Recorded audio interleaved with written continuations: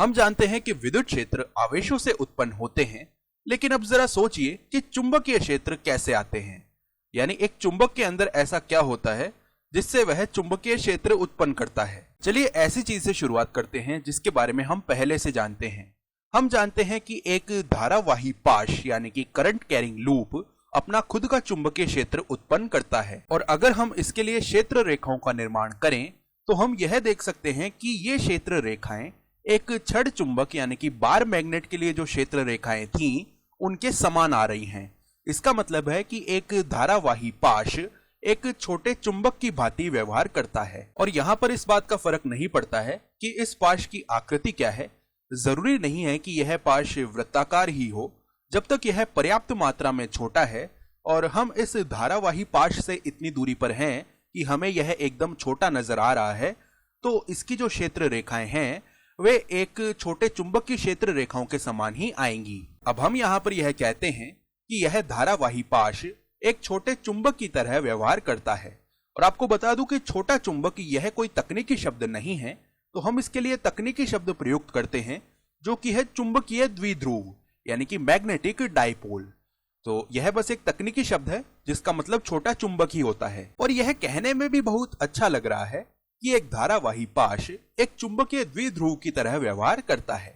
और यह हमारे लिए बहुत अच्छी खबर भी है, क्योंकि अब अगर हमें किसी प्रयोग में चुंबक का उपयोग करना है तो असल चुंबकों की बजाय हम यहाँ पर धारावाही पाश का उपयोग कर सकते हैं। अब एक धारावाही पाश का फायदा यह है कि इससे हम चुंबक की प्रबलता को नियंत्रित कर सकते हैं। यानी अगर हम धारावाही पाश में धारा को बहुत अधिक कर देते हैं तब तो हमें एक प्रबल चुंबकीय द्विध्रुव मिलेगा, और अगर हम इसमें धारा को बहुत ही कम कर देते हैं तो उस स्थिति में हमें दुर्बल चुंबकीय द्विध्रुव मिलेगा। यानी हम यहाँ पर प्रबलता को नियंत्रित कर सकते हैं। अब आगे सवाल यह उठता है कि इस चुंबक की प्रबलता और किस पर निर्भर करती है। यानी हमें यह तो पता चल गया है कि यह इस धारा के मान पर निर्भर कर रही है, लेकिन और ऐसी कौन सी चीज है जिस पर यह निर्भर करती है। और आपको बता दूं कि इसके लिए भी हमारे पास एक तकनीकी शब्द है। तो हम यहाँ पर इस छोटे चुंबक की प्रबलता के बारे में बात कर रहे हैं, और धारा के साथ साथ यह निर्भर करती है चुंबकीय द्विध्रुव आघूर्ण पर यानी कि मैग्नेटिक डाइपोल मोमेंट पर। अब स्वाभाविक रूप से आपके दिमाग में यह आ ही रहा होगा कि यह चुंबकीय द्विध्रुव आघूर्ण आखिरकार किस पर निर्भर करता है। तो स्पष्ट रूप से यह धारा पर तो निर्भर करेगा ही, यानी कि यह चुंबकीय आघूर्ण धारा के समानुपाती होता है। अब जरा सोचिए कि यह और किस पर निर्भर करता है। तो अगर हम कुंडली में उपयोग में लिए जाने वाले लूपों की संख्या के बारे में बात करते हैं, तो अगर हम लूपों की संख्या को दुगुना कर देते हैं तो यह चुंबकीय आघूर्ण भी दुगुना हो जाएगा। यानी अगर हम यहाँ पर 2 लूप लेते हैं तो चुंबकीय आघूर्ण भी दुगुना हो जाएगा। इसी तरह लूपों की संख्या को n गुना करने पर चुंबकीय आघूर्ण भी n गुना हो जाता है। तो हम कह सकते हैं कि यह चुंबकीय आघूर्ण फेरों की संख्या के भी समानुपाती होता है, और यह चुंबकीय आघूर्ण इस लूप के क्षेत्रफल के समानुपाती भी होता है। इस बात का फर्क नहीं पड़ता है कि यह लूप वृत्ताकार है, वर्गाकार है या आयताकार है, बस यहाँ पर क्षेत्रफल का महत्व है। तो यह चुंबकीय आघूर्ण इस लूप के क्षेत्रफल पर भी निर्भर करता है। अब आपको लग रहा होगा कि हमें कैसे पता कि यह संबंध असल में सत्य होता है। तो मैं आपको बता दूं कि भविष्य की एक वीडियो में हम इस संबंध की व्युत्पत्ति कर लेंगे, लेकिन अभी के लिए मैं उम्मीद करता हूं कि यह आपको अर्थपूर्ण लग रहा होगा। तो कुछ इस प्रकार से हम चुंबकीय आघूर्ण या इस छोटे चुंबक की प्रबलता को ज्ञात करते हैं। यह बराबर होती है लूपों की संख्या गुणा धारा गुणा क्षेत्रफल। अब इसकी मदद से हम चुंबकीय आघूर्ण का मात्रक लिख सकते हैं। तो मैं चाहूंगा कि आप एक बार इस वीडियो को पॉज करें और स्वयं से चुंबकीय आघूर्ण का मात्रक लिखने की कोशिश करें। तो देखिए n का मात्रक तो नहीं होगा क्योंकि यह एक संख्या है। I यानी कि धारा का मात्रक है एम्पियर, और A यानी क्षेत्रफल का मात्रक है मीटर स्क्वायर। तो चुंबकीय आघूर्ण का मात्रक होगा एम्पियर मीटर स्क्वायर। तो अब अगर कोई हमसे पूछता है कि यह धारावाही पाश कितनी प्रबलता से एक चुंबक की भांति व्यवहार कर रहा है, तो हम कहेंगे कि यह बहुत सारे एम्पियर मीटर स्क्वायर की प्रबलता से एक चुंबक की भांति व्यवहार कर रहा है। तो इस प्रकार से हम द्विध्रुव आघूर्ण को प्रदर्शित करते हैं। अब मेरे पास आपके लिए एक सवाल है, बताइए आपको क्या लगता है कि द्विध्रुव आघूर्ण एक अदिश राशि है या एक सदिश राशि? तो देखिए हमें पता है कि चुंबकीय क्षेत्र चुंबक के अभिविन्यास यानी कि ओरिएंटेशन पर निर्भर करता है, तो इसी प्रकार से यह धारा के अभिविन्यास और धारा की दिशा पर निर्भर करेगा। तो इससे ऐसा लग रहा है कि द्विध्रुव आघूर्ण को एक सदिश राशि के रूप में सोचना अर्थपूर्ण होगा। तो अब यह सवाल उठता है कि हम द्विध्रुव आघूर्ण की दिशा कैसे परिभाषित करते हैं। तो यहाँ पर देखिए, चुंबकीय क्षेत्र ऊपर की ओर उत्पन्न हो रहा है, या कम से कम अक्ष पर तो हम यह कह ही सकते हैं कि चुंबकीय क्षेत्र की दिशा ऊपर की ओर है। तो यहाँ पर जो चुंबकीय द्विध्रुव आघूर्ण की दिशा है वह ऊपर की ओर होगी। लेकिन जरा सोचिए कि हम इसे व्यापक रूप में कैसे दर्शा सकते हैं।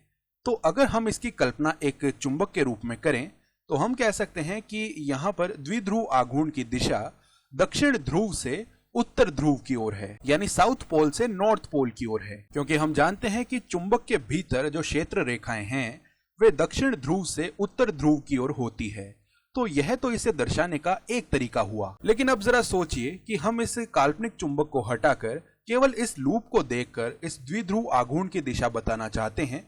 तो यह करने के लिए हम हमारे एकदम प्रसिद्ध नियम, जिसे हम दक्षिण हस्त अंगुष्ठ नियम यानी राइट हैंड थंब रूल कहते हैं, उसका उपयोग करेंगे। अगर हम हमारे दाहिने हाथ की स्थिति कुछ इस प्रकार से करते हैं कि हमारी उंगलियों को मोड़कर तो हम धारा की दिशा में लेकर आ जाते हैं, तो जो अंगूठे की दिशा होगी वह चुंबकीय आघूर्ण की दिशा को बताएगी। तो इस तरह दक्षिण हस्त अंगुष्ठ नियम के उपयोग से हम चुंबकीय आघूर्ण की दिशा का पता लगा सकते हैं। चलिए यहाँ पर एक उदाहरण लेकर देखते हैं। मान लीजिए हमारे पास यह धारावाही लूप है और इसमें धारा कुछ ऐसे प्रवाहित हो रही है। मैं चाहूंगा कि आप एक बार इस वीडियो को पॉज करें और इस लूप के लिए चुंबकीय आघूर्ण की दिशा का पता करें। तो सबसे पहले हमें हमारे दाहिने हाथ की उंगलियों को इस प्रकार से मोड़ना पड़ेगा कि वे इस धारा की दिशा में आ जाएं। तो जब हम ऐसा करेंगे तो हमारी उंगलियां कुछ इस प्रकार की नजर आएंगी। देखिए, यह धारा की दिशा में इस प्रकार से हमने मोड़ ली है। तो ऐसा करने पर हम देख पा रहे हैं कि दाहिने हाथ के अंगूठे की दिशा स्क्रीन के अंदर की ओर है, यानी हम कह सकते हैं कि यहाँ पर चुंबकीय आघूर्ण की दिशा स्क्रीन के अंदर की ओर होगी। तो इस तरह से चुंबकीय आघूर्ण एक सदिश राशि है। अब मेरे दिमाग में एक आखिरी सवाल है, और यह सवाल द्विध्रुवों से संबंधित सबसे महत्वपूर्ण सवाल भी हो सकता है। हम जानना चाहते हैं कि चुंबकीय द्विध्रुवों और विद्युत द्विध्रुवों में क्या अंतर होता है। हमें विद्युत द्विध्रुव के बारे में याद है, इसमें दो आवेश धनावेश व ऋणावेश होते हैं और इनके परिमाण एकदम बराबर होते हैं और ये कुछ दूरी पर रखे हुए होते हैं। तो यह विद्युत द्विध्रुव कहलाता है। और अगर हम इसके द्वारा उत्पन्न विद्युत क्षेत्र देखना चाहें तो यह कुछ इस प्रकार का नजर आता है, और हम देख सकते हैं कि इस चुंबकीय द्विध्रुव से उत्पन्न जो क्षेत्र होता है यह इसके काफी समान है। आपको याद होगा कि हम इस विद्युत द्विध्रुव के लिए भी आघूर्ण परिभाषित करते थे, यानी इसकी प्रबलता कितनी है उसको हम देखिए P के द्वारा व्यक्त करते थे विद्युत द्विध्रुव आघूर्ण को, और यह बराबर होता था आवेश का परिमाण Q गुणा इन दोनों आवेशों के मध्य की दूरी d।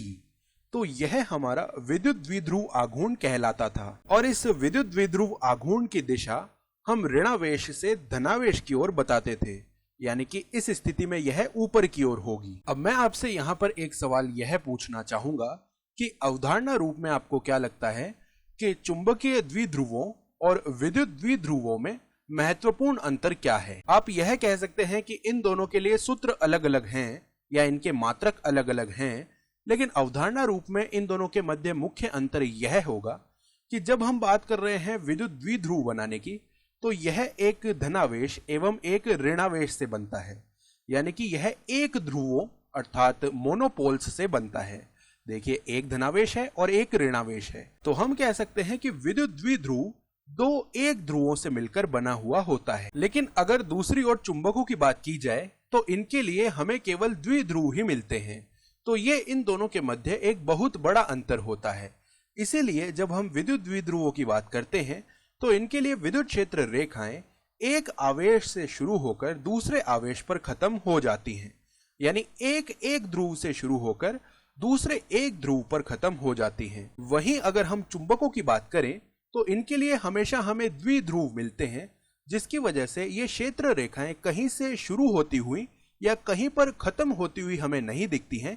ये हमेशा इस प्रकार के बंद लूपों में हमें नजर आती हैं। चुंबकत्व में हमारे पास एक ध्रुव नहीं होते हैं, इसमें हमारे पास केवल द्विध्रुव ही होते हैं। अब आप सोच रहे होंगे कि चुंबक की बात की जाए तब क्या होगा। अब आप सोच रहे होंगे कि चुंबक के भीतर क्या होता होगा।